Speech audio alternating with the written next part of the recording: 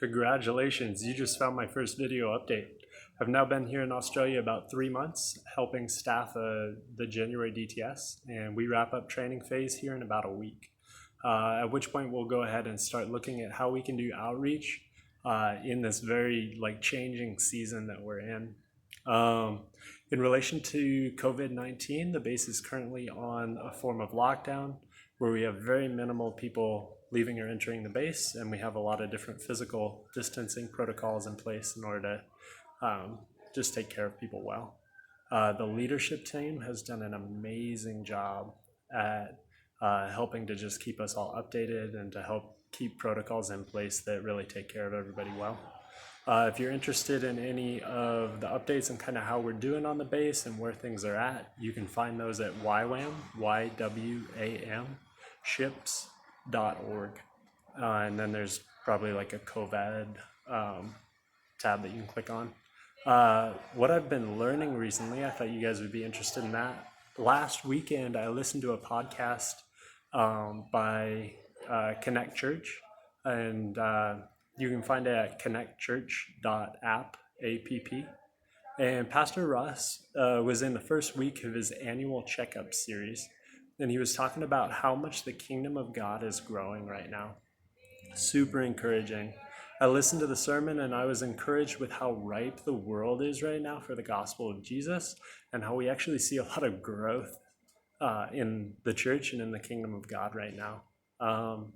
And I really see this virus situation as another opportunity that really gives us a chance for even greater growth. At one point, Russ talks about Mark 4:29, and that says, "When the grain is ripe, at once he put in the sickle because the harvest has come."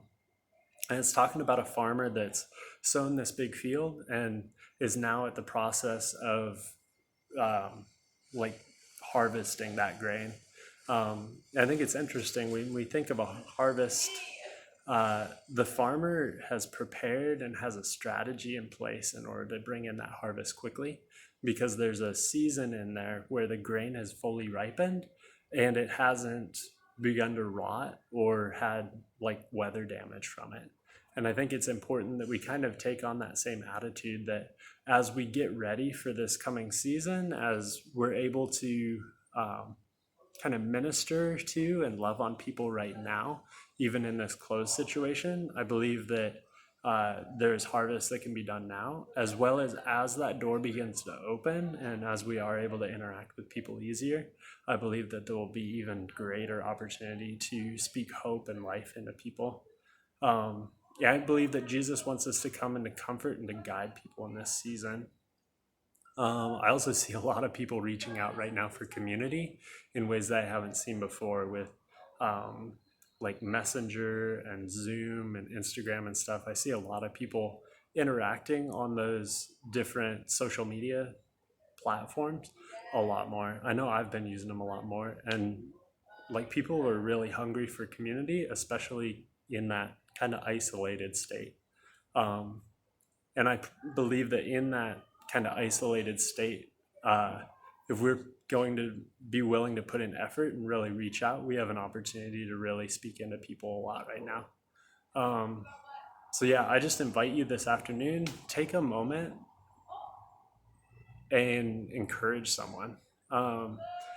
I know there's a lot of people we know that may be struggling right now, or may be just discouraged. And whether or not you're watching this video and you're still in the middle of this whole COVID situation, or if it's afterwards, there are tons of people that we can be encouraging and speaking life into. And I pray that you guys would just be blessed today and that you'd be encouraged. And I thank you for catching up with me and just hearing how things are going. And I pray that God would just refresh you and encourage you today. Awesome. We'll talk to you guys later.